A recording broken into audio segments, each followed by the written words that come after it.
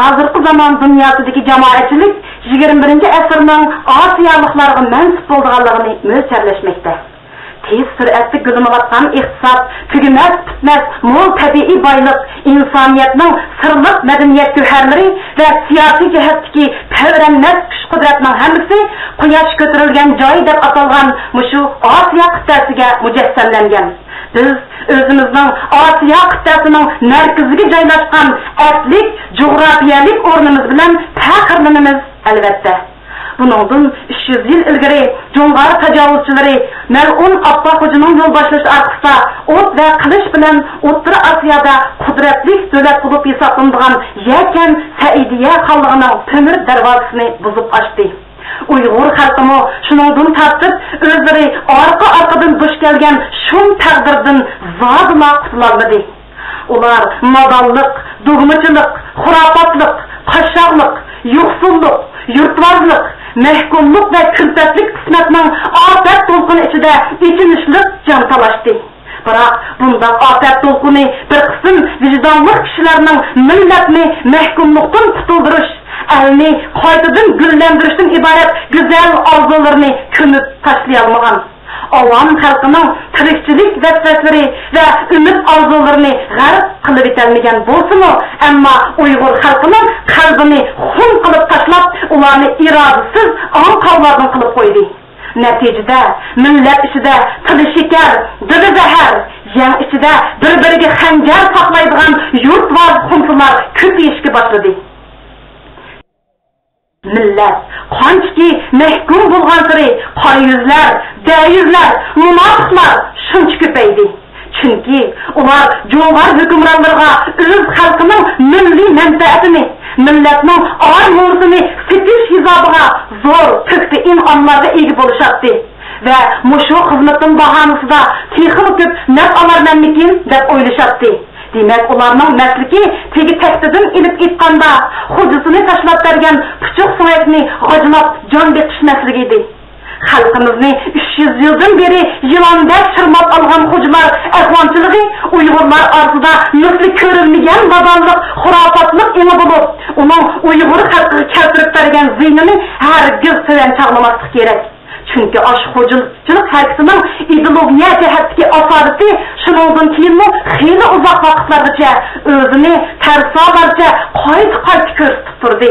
Milliy g'urur, milliy tarix deb atalgan shu narsalarning asosati bilan asrlardan beri ingroq yetishgan mazlum xalqning xunuk milliy ini va xo'jachilik stresining o'lib ketgan tug' alamlari ostida borliqqa kelgan moddiy madaniyat jihatdagi qo'shaqligi bilan ma'naviy madaniyat jihatdagi nodonligi kuchaydiki hargiz ojizlamadi. Kishilarning beparvorligi bilan yurtvozligini texmu ashaddiylashtiryapti. Qarmoqqa ularning uyg'onishiga xeyli uzoq vaqtlar ketadigan qiladi. Albatta bu mavzuda jaholat ko'chalari hamma yerda ustunlikni egallab kelavermadi. Adolatni yoqlaydigan yaxshilikni har vaqt har joyda o'zini qaysarlik bilan qayta ko'rsatib, nodonlik qattig'iga cho'kirilgan xalqqa yo'g'riqdan, yaxshilikdan, istiqboldan, g'oyadan, kelgusidan bishorat berib turdi. Kishilarning ümitsizlik ichida bunday o'ylanishi ularni yeni azoblik tafakkur ichiga so'rab kirdi. Shuning bilan ular yetilishga boshladi.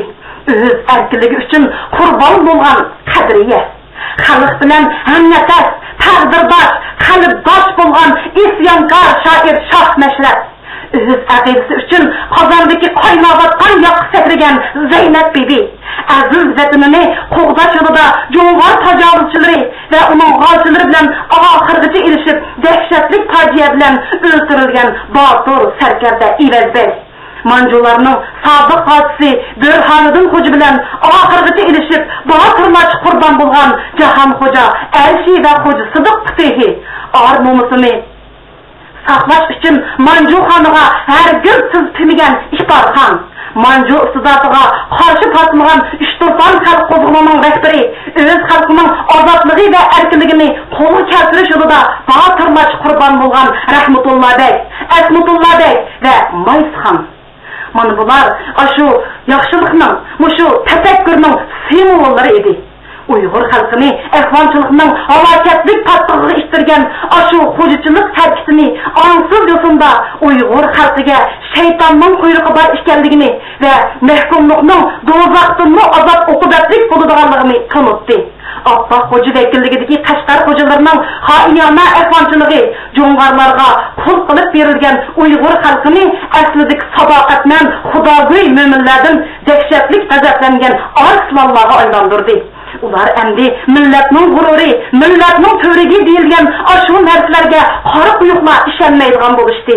Hammadan avval milliy g'urur, milliy tadarrus deb atalgan ashu narsalarning o'zlarini asrayolmaydigan va yoki asrayolmaydiganligiga qaraydigan bo'ldi. Ular o'zlarining mahkumlik qismatidan munofiq Abba xo'jalar qilg'idiki Qashqar xo'jalari targ'ib qilishgan milliy g'urur, milliy tadarrus deb atalgan xo'jalar ahvonchiligining o'zlarini Jo'ng'ariya bosqonchilarining oyoq osti qilishdan saqlab qololmaydiganligini pay tanib yetdi va o'zlarini asrab qololmaydigan ashu narsalarga isil qolganda o'zlarining mahkumlik taqdirining aslo o'zgarmaydiganligini tushundi. Shundaqla nodonlik bilan xurofotlikning tarixdan buyon o'zlarini chirmab kelgan eng zo'r kuchandi ekanligini tushundi. Shundaq kishilar aldanmayman desa tarixdan saboq olish kerak. Mubada tarixdan saboq olmaydigan bo'lsa, tarixni qayta takrorlashga majbur bo'lishidir albatta.